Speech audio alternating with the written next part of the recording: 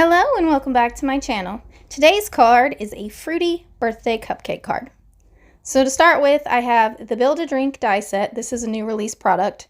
And I have die cut several times this little citrus slice. Now for one of them, for the inside piece, I did cut off the very bottom because I want this one to be a watermelon slice. So I needed a green part and a white part to the rind. Now, disclaimer here, the first time I did this, I really wasn't paying enough attention. And so the part that I had cut off, I actually colored green and then realized that should have been the white bit of the watermelon rind. So for the green part, I am trying to add a little bit of a darker area here and there to look a little bit more like a watermelon rind. And then for my watermelon flesh, I don't know, that sounds weird, but I don't really know what else you would call it. I'm going to use a couple of R markers. I did not make it super red because I was trying to kind of closely follow the patterned paper.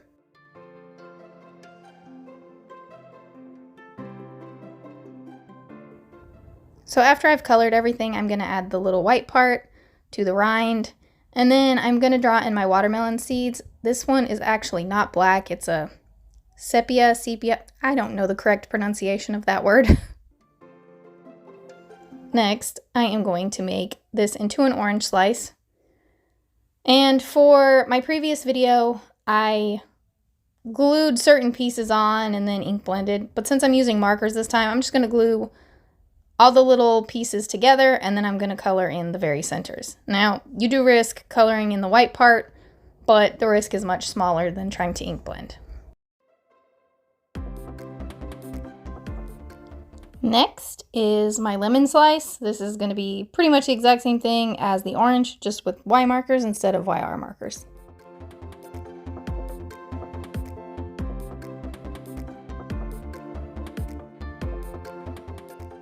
Now, if you have these paper packs, you might see what I'm doing at this point.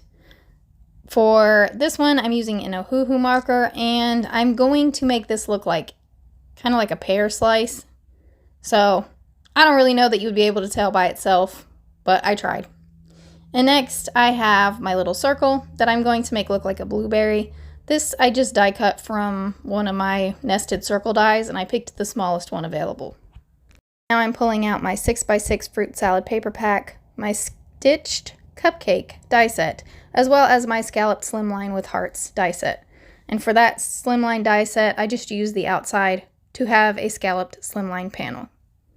Now from different pieces of cardstock, I have cut out the little frosting bits for each of the colors of the cupcakes that I wanted to do.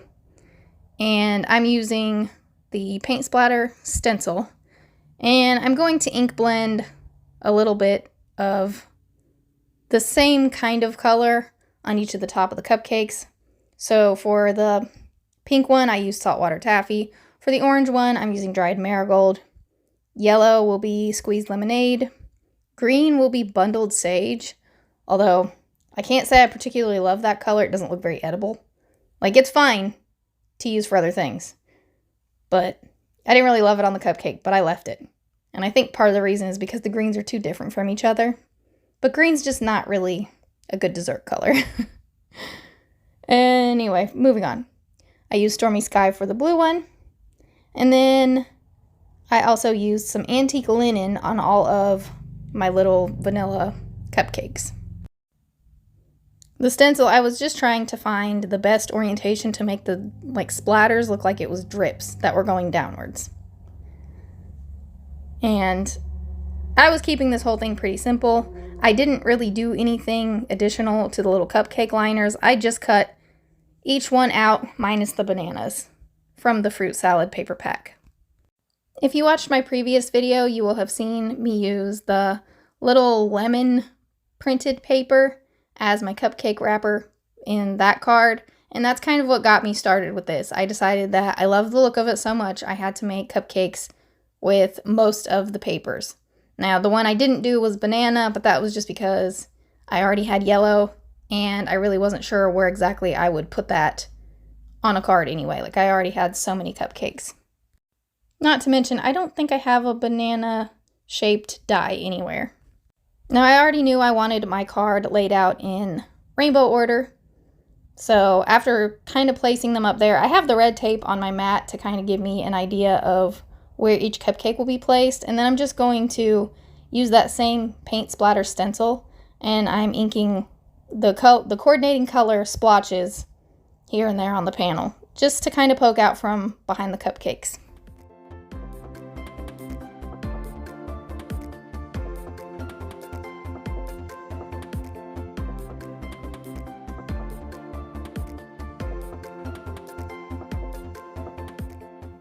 Now that my background panel is inked up the way I would like it to be, I am going to adhere my cupcakes down flat. So I have my orange cupcake and my green cupcake. They're going to be at the very back, and then I'm going to kind of overlap the yellow, the blue, and the pink cupcakes just a little bit. Now for my sentiment, I have pulled out my Scripty Sweet die, and I have die cut a piece of white cardstock with this, as well as a piece of black cardstock. Now, for the white cutout, I am going to color each of the letters a different color from each of the fruits. With the exception of the green, I did have to pull that one in, and that's not one I had previously used. I just picked colors I thought would look cute together, and now I'm going to lay the black die cut piece right behind the colorful one, and then kind of offset it just a little bit so that the word sweet doesn't get lost with all the colors that are there from the cupcakes. To finish my sentiment off, I am using You Are Sublime from Fawn. So my full sentiment will read, "Have a sweet birthday." Once I've stamped out my sentiment and I can glue on the die cut piece, I'm just going to add a little bit of details with my white gel pen as well as a glaze pen. After that, my card is complete. Thank you all so much for watching. I'll be back with another video soon. Bye!